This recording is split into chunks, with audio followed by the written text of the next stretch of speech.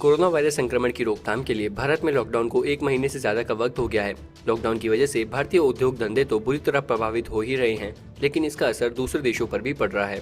भारत से सप्लाई बाधित होने की वजह से मलेशिया रमजान के महीने में मास्क की किल्लत का सामना कर रहा है। कुआलालंपुर के स्ट्रीट वेंडर अबू जहरीम ने एक रिपोर्ट में बताया कि रमजान के महीने में भैंस के मांस की बिक्री बढ़ जाती थी, लेकिन इस साल कोरोना वायरस की महामारी ने भैंस के मांस के निर्यात को भी रोक दिया है, जिससे इसकी कीमत आसमान छू रही है। स्ट्रीट वेंडर ने कहा कि वायरस ने सब कुछ गर्त में धकेल दिया है। दुनिया के सबसे बड़े बीफ निर्यातक देश और मलेशिया के टॉप सप्लायर भारत में ज्यादातर मीट प्रोसेसिंग प्लांट बंद हैं। दो निर्यातकों ने एक रिपोर्ट में बताया, भारत हर महीने करीब 1 लाख टन से ज्यादा भैंस का मांस बेचता है, लेकिन मार्च महीने में सिर्फ 40,000 टन मांस का ही निर्यात किया गया।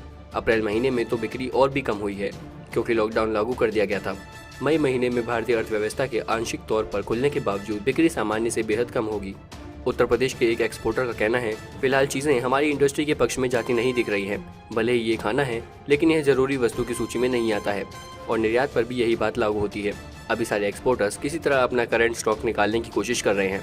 भारत से आपूर्ति प्रभावित होने की वजह से मलेशिया में फ्रोजन बफेलो मीट की कीमतों में पिछले रमजान की तुलना में 15 से 20% का इजाफा हो गया है। मलेशिया में रमजान के महीने में ही मांस की सालाना खपत का 20% उपभोग हो जाता है, क्योंकि रमजान में परिवार के सारे सदस्य एक साथ सहरी करते हैं। कुआलालंपुर के एक आयातक ने एक रिपोर्ट में बताया, सामान्य तौर पर मलेशियाई हर महीने भारत से करीब 350 कंटेनर भैंस के मांस का उपयोग करते हैं, लेकिन अब खपत घटाकर आधी हो गई है।